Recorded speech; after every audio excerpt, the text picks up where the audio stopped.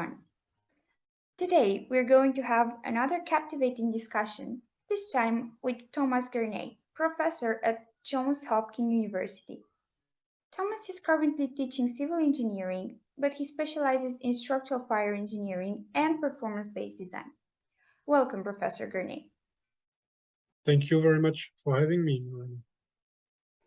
I would like us to start this by telling that when I first learned about fire engineering, I found this niche, structural fire engineering, and it's extremely interesting. And I've also learned that there are not as many experts as I initially thought. So I want to find out from you what intrigued you about this field, structural fire engineering, and fire engineering in general. Yes, so I studied civil engineering and I became really interested in structural engineering, which is to understand load path in structures and understand how we can design structural systems to withstand different types of loads, much as we can play with Legos or building blocks and understanding how to make them be stable and carry loads. And I got interested in the ideas of robustness and resilience once we start thinking about extreme hazards. And I was studying at Liège University in Belgium, and there we were lucky to have one of the world leading experts in structural fire engineering, Professor Jean-Marc Francen. So I took one of his courses, and he really introduced us to fire as a hazard that has to be considered in designing buildings.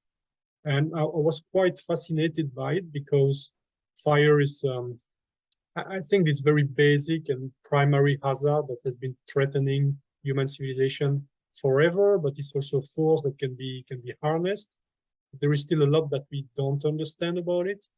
And basically, I started to see that there is a better way of designing structures against fire. That's what we were taught in those courses. So I wanted to combine my interest in designing resilient structures and this idea of structural engineering with the study of fire and eventually contribute to fire safety. So let's say it was a mixture that ended very well. That's right. And I also know that structural fire engineers can be rare, and it's interesting that you could have had the choice after finishing your master's to go and work for a big firm. But what inspired you to become a professor and not actually work somewhere else in the fire safety industry? So you're right that not so many people specialize in structural fire engineering, and I think there are lots of opportunities to contribute then both in the industry or in research. In my personal case, I got this opportunity to do a PhD at the end of my civil engineering studies. I had not necessarily planned for it, but the opportunity presented itself and I got interested because I thought becoming an expert in a niche field was a smart thing to do as a civil engineer. I was interested in being able to really bring value to this specialized field. And once I started, so my PhD studies, I just realized that there was still a lot that we didn't know and that I could really have an impact through research. And in the end, what we were working on, it could advance the methods that people would apply then in the industry. But I felt that I could really have an impact on fire safety through working as a professor, both in research and then, of course, then becoming a professor, teaching students and training students to also go, go out and in the field and apply those methods. And I must say also, I just enjoyed my experience as a PhD student because I found a field that was very vibrant, very international, and basically full of people passionate about fire safety, devoted about developing this knowledge. So over the years, as a PhD student, going to the conferences and so on, so you feel, welcome in this field, and you just don't want to leave it. And because you've mentioned your research work, what do you think are your most significant research accomplishments? Right. So I work on a number of topics centered around structural fire engineering. I would say what I'm most clearly contribute to is developing the numerical modeling tools and methods to be able to simulate the behavior of structures when subjected to fire. So what really we want to do with my group is to provide the tools and methods to conduct systematic, rigorous assessments of what the response of structures would be in case of fire. And that then enables engineers to adopt performance-based designs because they can set themselves some objectives for the design, and owing to the methods we develop, they can check the structure would behave adequately with respect to those objectives. So specifically, it means to do that, we need to work on the materials. We need to provide models that capture how materials are affected by fire. So I do some experimental testing of material at elevated temperatures, and I've done a lot of theoretical and computational modeling of materials, starting with my PhD when I worked on modeling the behavior of concrete in fire. So that's for materials. You also need to have methods to model the entire structures. So I'm a co-developer of a finite element code named Sapphire. So Sapphire is a software that is quite widely used in the field, where people can draw their structure and apply some fire as the loading, as the boundary conditions, and then the software would model what the temperature elevation in the structure is, and then how the structure behave, whether it's going to collapse or not. And so it's very versatile. You can have steel, concrete, timber, different types of members, columns, beams, walls, and so on, and model any fire scenario. So that's, again, a great tool that we work on developing that empowers engineers to really predict what happens in case of fire. And I would say the last point, I'm also working a lot on understanding how we can use all those tools to really advance fire safety. So, for example, I'm working on probabilistic risk assessment methods, resilience assessment methods, to provide guidance and develop, again, those methodologies to apply advanced analysis in service of a resilient fire design. Well, hopefully all the engineers will have access to your research. And also, here are lots of things happening for only one person. So I would like to ask you if you have ever involved your students in any of your research projects.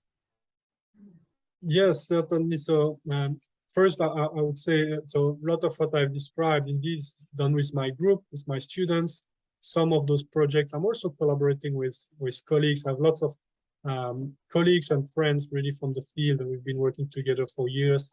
So it's really, really nice to work together on advancing these things that we think are important. And of course, I could not do it all by myself. But specifically for students, so I joined Johns Hopkins University in 2018.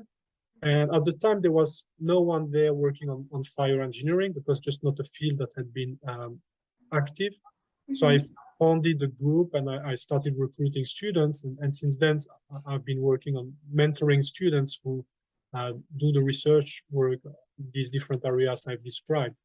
So to give you an example, actually last June, I had my first PhD student who graduated after 4 years. His name is Shah Yan, and he worked on studying cold form steel structures in fire. So he did many things in his PhD thesis. He tested new types of cold form steel at elevated temperature in our furnace. He developed the material models based on the data. He worked on the interfacing between fire models, including FDS models, and finite element software analysis with Sapphire, with our software, to model different fire scenarios for the cold form steel structures.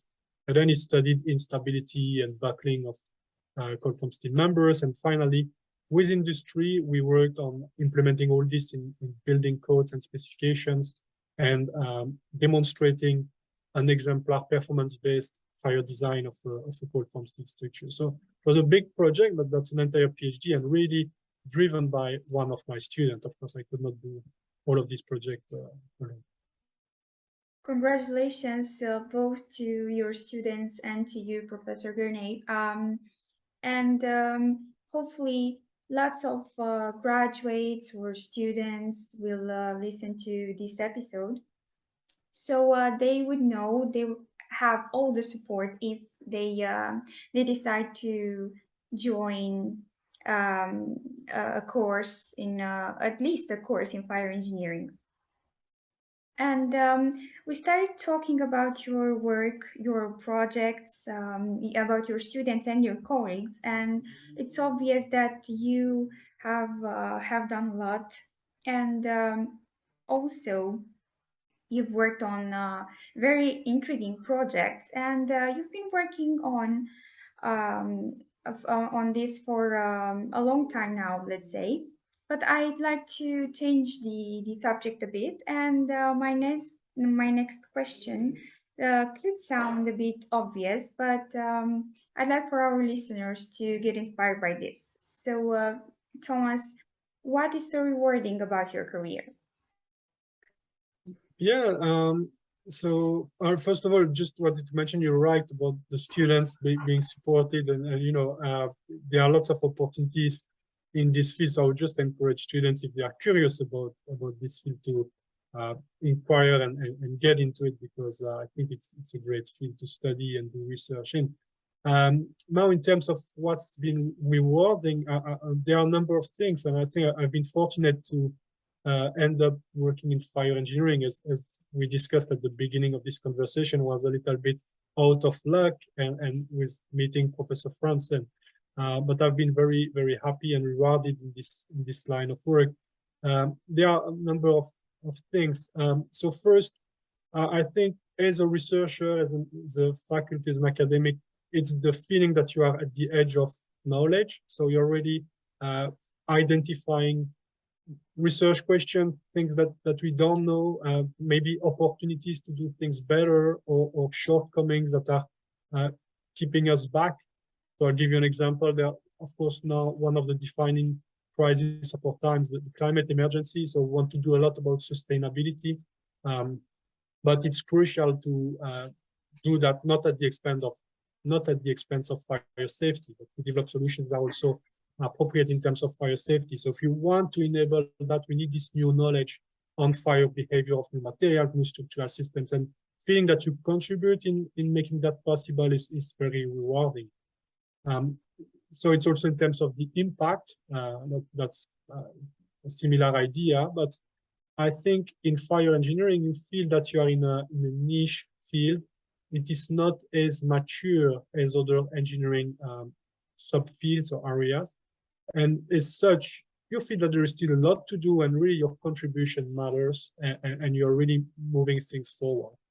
I must say that with our work with the software, with Sapphire, this is also amplified, because we feel that what we do is not only published in journal papers, but also gets available to users in the form of a software. And sometimes when I go to conferences and I see engineering consultants who present on their new buildings and new projects that they've been using our software, or new material models, or new finite elements, it's very rewarding. And a third thing is about mentoring students. So I think that's a great piece of, anybody who's a teacher, a professor, would feel that it's just great to see students grow, contribute in this, and they learn, and then they amaze you by their accomplishment, and they go on to get great opportunities. So that's been also something that I really enjoy. And finally, maybe I would say it's as I mentioned, a very vibrant field. So I also enjoy working with colleagues, and we all work to advance fire safety, which is, I think, a noble mission. Thank you for explaining this to us. And I think you somehow explained to us why would you encourage somebody to join this field as well. And yes, I would say that this is the goal of every professor actually, to see their students succeed. And now I have only one question left for you, Professor Gernay.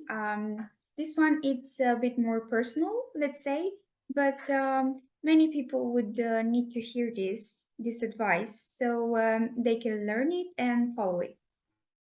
So, if you could turn back the time and talk to you at 18 year old, what would you tell to to Thomas back then? Mm. Yes, it's a good question. I think what's been, I mean, first of all, I've been lucky and happy to study engineering. I think engineering in general is a great, line of study and a great field because it really teaches you uh, to be curious and to always keep on thinking about how we can do things better. And we live in a fast changing world, and it's interesting to have this mindset of understanding the processes, understanding the methods, and being always critical, but in a good way, and trying to improve how that works. So that has turned out well for me. I really enjoy that, and I think I could have been happy in a lot of engineering specialties, but I like this. I would again encourage myself to go in that direction. And then more broadly, I've been happy to have the opportunity to travel a lot through um my professional life. So it gave me lots of opportunities to study in different countries and work in different countries. So coming from Belgium and now living in the US, it's been very just a rich experience to meet different people and work in different environments. So that's also some piece of advice I would give, myself or young person. That's it's just invaluable to go out of your comfort zone and meet lots of people and talk to people and learn from them. And academia is a great place, of course, to do that. You have lots of opportunities to do so, but it can be also in other types of career. Well, thank you so much. Here you have it, guys. Many thanks to Professor Gernay for being with me today and for bringing inspiration to the young generation with his work and his words. Thank you. Thank you very much, Mona. I really appreciate the invitation. Thank you.